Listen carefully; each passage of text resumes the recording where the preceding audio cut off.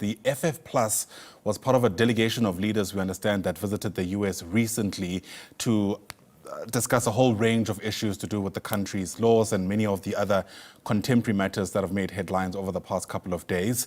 This cohort of people is back in the country, and FF Plus leader Corné Mulder is currently giving a briefing on that visit. Let's listen in.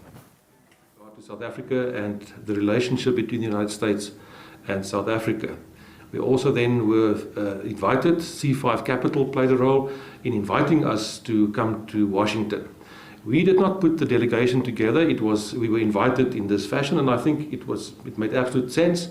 Myself from the political perspective, a political point of view, Dr. De Jager from everything agriculture and dealing with those issues, and Mr. Gerard Papenfuss with regard to the economy, business, all those kind of things that relate in that instance. And I think we, in the end, after we've now come back after 10 days, we were a good team and we were very well received. The first point I would like to make is that we could not preempt before we went that it would be a challenging time in the United States and in Washington, D.C. while we were there. While we were there, on our way, the whole situation with regard to the conflict between Israel and Iran broke out, and the implications for the United States and certain decisions that were taken by the United States also played a role in Washington. Secondly, there was the process going on in terms of what is known as the Big Beautiful Bill that deals with a huge number of tax proposals, etc., that is very important to the Trump administration, needed to be processed, and it was passed last night by the Senate after a tie with a final vote by the Vice President. And thirdly, soon the United States Congress will go into a recess. So all those things we had to take into consideration. But despite all those realities, we had a very successful visit to the Washington, D.C., and we were very well received.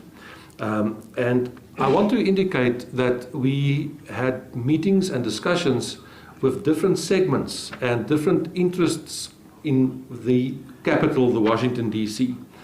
But in all those instances and in all the meetings we specifically had meetings with people responsible for Africa and dealing with, in that regard, also the South African issues. And in that regard, we had meeting in the White House. The same happened in the Senate, the same in the House of Representatives, and also in the State Department that deals with these things. We also met with different institutions and think tanks. We had meetings with agri-unions, and we also met some of the people in the business sector in the United States. So it was a very comprehensive visit. Within 5-6 days, we were able to accommodate all of these things. Our meeting started off on the first Monday with a panel discussion at the Hudson Institute, which is a very formidable and very well-respected policy think tank in Washington, D.C., the Hudson Institute. And we were given the opportunity to put a perspective, an Afrikaner perspective, on the current state of relations between the United States and South Africa. That presentation was followed by a question and answer session. Some of it has been sent and broadcast back to South Africa, and I think many of you may have taken note of that. The panel discussion was led by a senior fellow there, Mr. Joshua Maservi. We also had a meeting at America, the First Policy Institute. We also were at the Cato Institute, where Mr. Marion Tupi accommodated us. At the America First Policy Institute, a number of colleagues were there. Jacob Olidart basically took the lead there. On the agricultural side, and Dr. De Jager will deal with the details when it comes there. We had meetings with two of the big unions there, and well, they basically represent all the farmers in the United States, but he will deal with that. And then with regard to the Hill, where we had contact in the Senate as well as in the House of Representatives. The important committee, as far as we are concerned, and the challenges that we face in the United States in the Senate, is basically the Committee on Foreign Relations, and there's a subcommittee on Africa, which is chaired by Senator Ted Cruz. We also met with his national security team, with Mr. Brandon Gint, his national security advisor, Madison Sparber, the foreign policy legislative expert in that office in the national security team of Senator Ted Cruz. We had meetings in Congress, the House of Representatives, with Congressman Ed Niels. He represents Texas, the 22nd District, and he's a co-author of a bill that deals with South Africa. We also had interaction with Dan Braswell. He's a defense fellow in the office of Congressman Michael McCall, who represents Texas, the 10th district. He was part of one of the discussions we had. The same with the professional staff member Michael McCabe, who is the professional staff member of Chairman Brian Mast, who is the House Foreign Affairs Committee chairperson. We also had a meeting in the office of Congressman Ronnie Jackson. He's Texas, the 13th district representative. And we met their senior legislative assistant, Dr. Katie Wallach. And this is very important because Congressman Ronnie Jackson is the person or the congressman that took responsibility to bring the US-South Africa Bilateral Relations Review Act of 2025. This act intends to do a complete review of the relations and the state of relations between the United States and South Africa. In the White House, we had a very successful meeting where we dealt with all the issues relevant as far as we're concerned in South Africa with regard to the things that happened in the Oval Office discussion, as well as things that are important to the Afrikaner community and other minorities in South Africa and how we want to deal with that. I'll come back to that meeting just now. Then we also had a meeting at the United States Department of State, the Bureau of African Affairs that specifically deal with Africa. We there met with Melanie Higgins. She's the Deputy Assistant Secretary for Southern Africa. And there were other individuals as well. Mr. Joe Foltz, he is in charge of basically the director of all personnel on the Republican side in Congress, in a very influential position. We had some people from the Office of the Vice President, the director in charge of the whole refugee program. And as you can hear, it was a very, very comprehensive program that we had. And I can say from our perspective, I think it was quite successful. I want to start off by saying we did not go to the United States to complain. We were not going there as a complaint group that just want to go and say, this is bad, this is bad. That's not why we went. We made it clear right from the beginning that we would like to see our country prosper. We would like to see that our country is a success in terms of becoming, once again, a winning nation in a winning country. However, we are of a view that there are certain challenges that are making that very difficult and that are preventing that. And if we want to succeed, we needed to discuss these things in a very frank manner, and we did. I was amazed, and if I can just say this, Mr. Chris Opperman, who accompanied us, is based in Washington. Chris was a member of South Africa's Foreign Relations Department for many, many years prior to 1994, and he also served since 1994 for a stint. And he was able to assist us in terms of getting doors to open for us to be heard. And he will refer to that just now and give you his impression of what happened. I was impressed in terms of who were prepared to talk to us, who were prepared to see us. One of the important things that we came with after the visit was the request that we should communicate to South Africa, that we should communicate to the government, that in order to reset relations between the United States and South Africa, the White House, the Trump administration has got 4 specific, non-negotiable preconditions. And immediately it was queried afterwards by some. Some said, but that sounds very strange. How is it possible that the Trump administration will interact with a delegation like this and not officially with South Africa in terms of DIRCO? The reply was, they have done so, but they are concerned that it seems that they are not heard, that the things that they put on the table as preconditions to reset relations between the United States and South Africa is either not taken seriously or is not being heard. So we dealt with that. We had a very successful meeting in that regard, and Dr. De Jager will just now give an indication of how that process played out in terms of that meeting, in terms of how those preconditions were then communicated to South Africa. I also undertook that when I'm back, being part of the Government of National Unity, I will in writing communicate what came out of that meeting to President Ramaphosa. I undertook that to the White House, and also to the leaders of the other parties in the Government of National Unity. Interesting enough, I was on the plane this morning back from Cape Town, and in the business day of today, there's an interesting article that deals with this whole crisis, the whole issue dealing with trade and the tariff barriers that will come into effect a week from today. And in this article, I think it's on page 2, it quotes our Minister of Trade, Mr. Pakstau, and he basically goes ahead and then he says, there's a group of African countries that have now applied to the United States for a further exemption to give more time to negotiate. If that's going to be done, I don't know. It may be not. But interesting enough, he refers to a new template that comes from the United States, a template to assist countries in terms of making proposals for trade. And then there's a very interesting quote here which I read, which says the following: the framework, that's now the new template, the framework deal addresses US concerns relating to, among others, non-tariff barriers. And those non-tariff barriers are the things that were conveyed to us in the White House by the Trump administration. So one will make a huge mistake to just think it's about this, that, and the other. We can just quickly sit down and have a trade deal. From the United States, from the Trump administration's point of view, there are certain non-tariff barriers. And my colleagues will refer to that. So with that, from my side, as an opening statement, I think we had a very successful meeting, a series of meetings. It's not the only, first and only time. We've been asked by many of the people that we spoke to that we need to come back. We hope that this could bring, and we want to bring back to South Africa, a very positive and constructive message. The United States and the Trump administration wants to deal with South Africa in a positive manner, and there are vast opportunities. But there are certain problems that first need to be addressed. And we are bringing that back and say, let's address these things, and we can have a completely different situation. As an opening statement, thank you very much. I would like to give the opportunity to my colleagues, perhaps. Dr. Dew, would you like to go ahead? Please. Yes. Thank you, Pierre. Thank you, Dr. Mulder.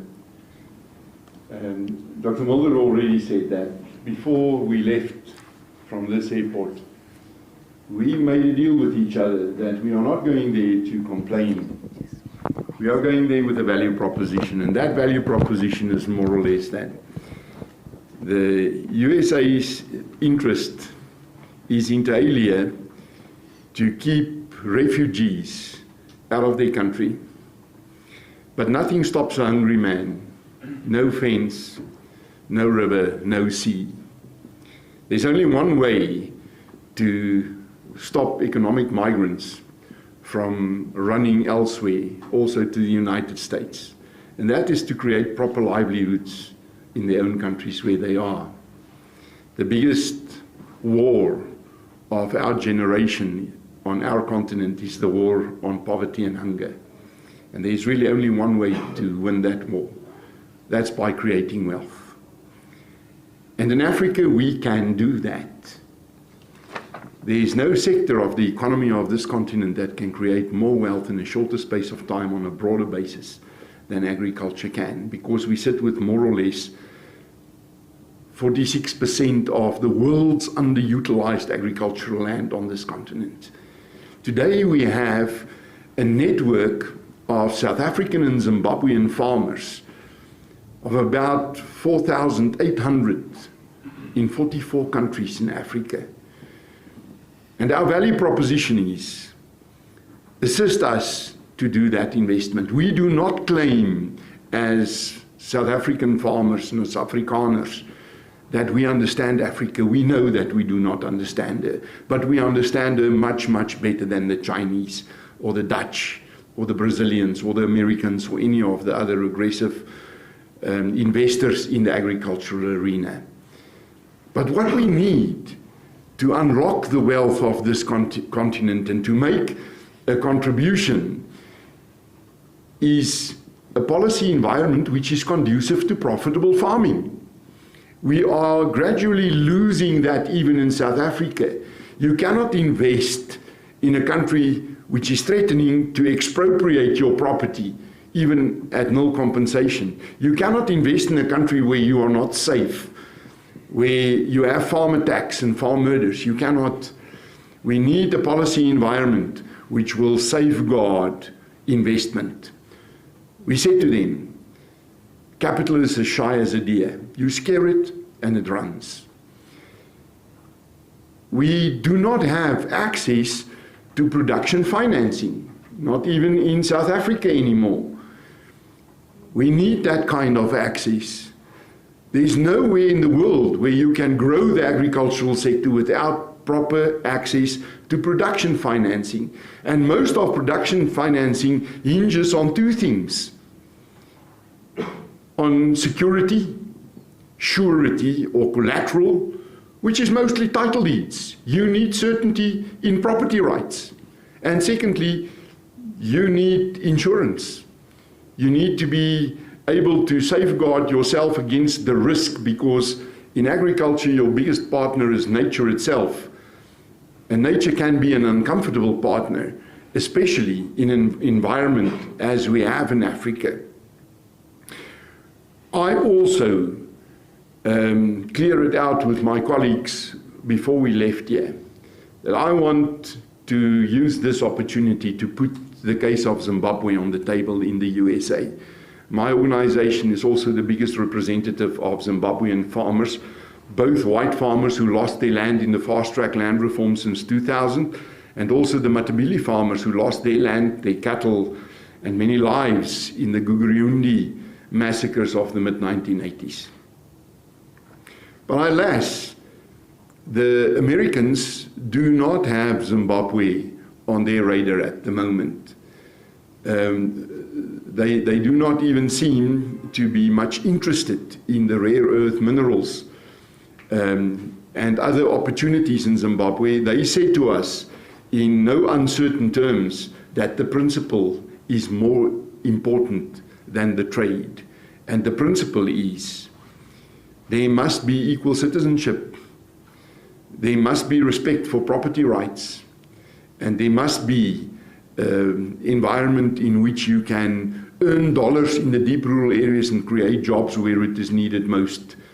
And that policy environment is not there. And they pulled it directly through to our situation here.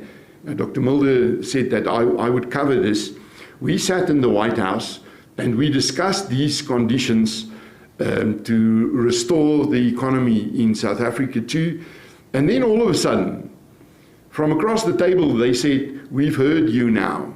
We've heard you on farm safety, and we've heard you on BEE, and especially BEE as a non-trade barrier, a non-tariff trade barrier.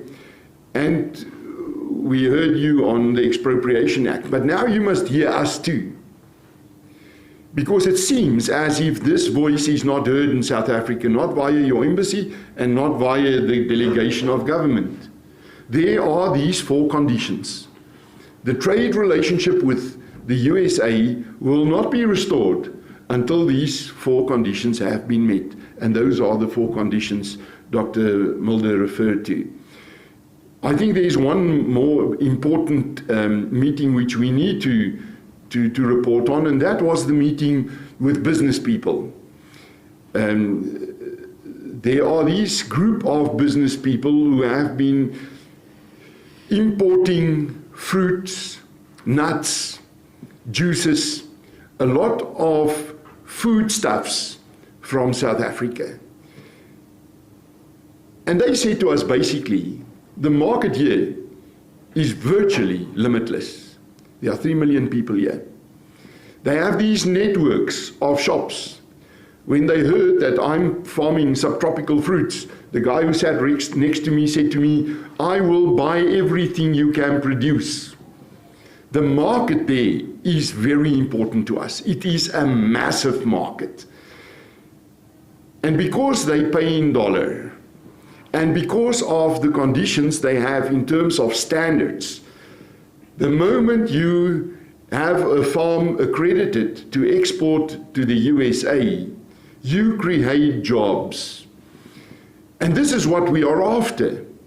We asked over and over, is there a way for us to still save our position in AGOA?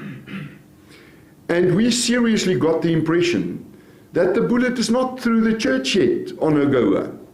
The decision to kick us out has not been made, and we pleaded. We said, what do you need us to do not to be kicked out? Of course, the new tariff arrangement will probably trump AGOA. We said to them, don't punish the whole of South Africa if you have a quarrel with one of the political parties. Don't hurt us all if the problem can be solved by simply engaging or putting pressure on one or two political parties to change their policies. And I think that this message was seed which found fertile ground in the USA. I was very thankful after these meetings for the message which I can bring back to farmers, both those who are exporting to the USA at the moment, but more important, those who have the ambition to do so. Thank you. Thank you. Thank you very much, Dr. De Jager. Mr. Balkenfus. These are live visuals we're beaming to you from OR Tambo International Airport. We've just been listening to leaders of the Freedom Plan Plus who are just in America recently. They say they've had a whole host of discussions with officials from the US under the theme of an Afrikaner perspective on US-South Africa relations.